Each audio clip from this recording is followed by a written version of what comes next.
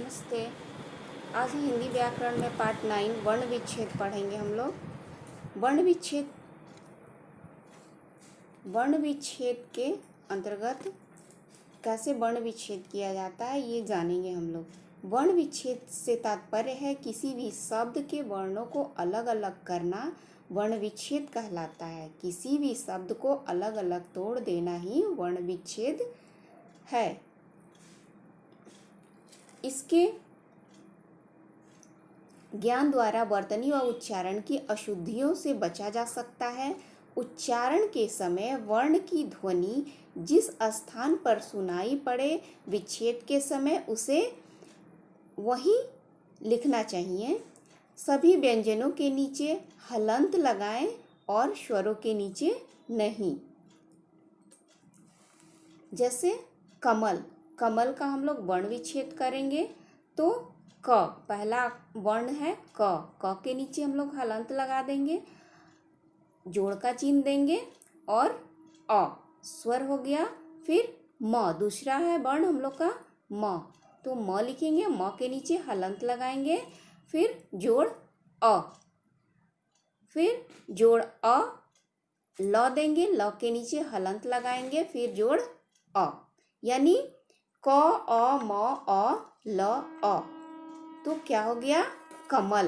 तो कमल का विच्छेद 3 शब्द जो है उसको तोड़ दिए तो हम लोग 6 हो गया। इसी प्रकार हर स्वर का हम लोग अलग अलग विच्छेद करना सीखेंगे। अमर, अ म अ र अ, अमर। आजाद, आ ज में हलंत लगाएंगे। जितने भी वर्ण है हमारे, जो व्यंजन वर्ण है, स्पर्श व्यंजन वर्ण जो है उसको नीचे में हलंत लगाएंगे। स्वर में तो हलंत लगता नहीं है, जितने भी व्यंजन वर्ण है उसमें हलंत लगा देंगे। तो आ ज आ द अ, आजाद, ऑफिस, औ फ ई स अ, ऑफिस, दिवस, द ई व अ श अ, दिवस, वीरता, व ई र अ त आ, वीरता। उसी प्रकार कुमार का हम लोग बना लेंगे। और वृथा में थोड़ा सा अलग है, तो हम लोग बूढ़ा को छोड़ देते हैं और वृथा को देखते हैं। तो व में हलंत लगाएंगे और धन का चिन्ह देंगे। उसके बाद री धन थ धन आ, वृथा। उसी प्रकार करेला में एक मात्रा है और तो इसमें ए लगाएंगे, केवल ए। तो क अ र ए ल आ, करेला।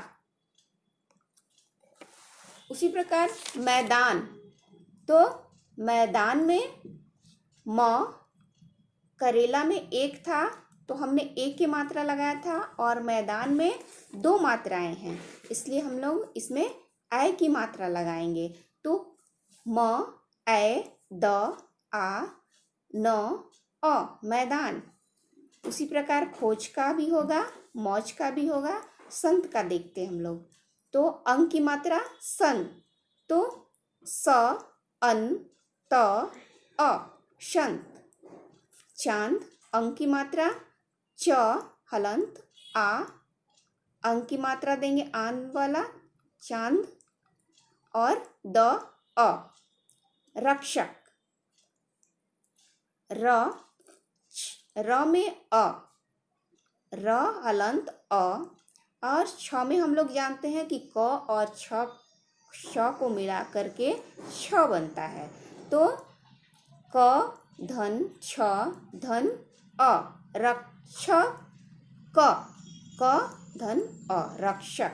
उसी प्रकार त्राण, त और त में र मिला दिए तो त्र बन गया, और आ की मात्रा ड़ और अ, त्राण। ज्ञान, तो ज्ञान के लिए ज्ञ के लिए ज और य मिलाते हैं तो ज्ञ बनता है। तो ज धन ज्ञ, य धन आ, ज्ञा, न धन अ, ज्ञान। इसी प्रकार श्रमिक, तो श धन र धन अ, श्र म ई, क और अ, श्रमिक। पर्वत, र रेफ जो होता है उसको देखते हैं तो प अ र व अ त अ, पर्वत। प्राण, रेफ नीचे जो होता है, खड़ी पाई में जो रेफ लगता है उसको प र आ ड़ अ, प्राण। ट्रेन, ट्रेन र जो होता है, ट्रक के नीचे जो रेफ रहता है, र पदेन जो रहता है नीचे में, पैर जो गोलाई में जो लगता है उसको देखते हैं, उस मात्रा को।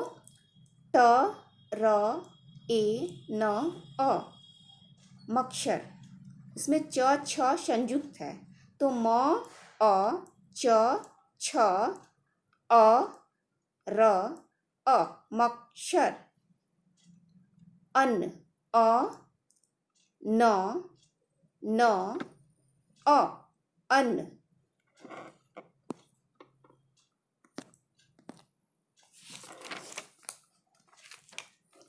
मुख से, मुख के द्वारा वर्णों अथवा अक्षरों को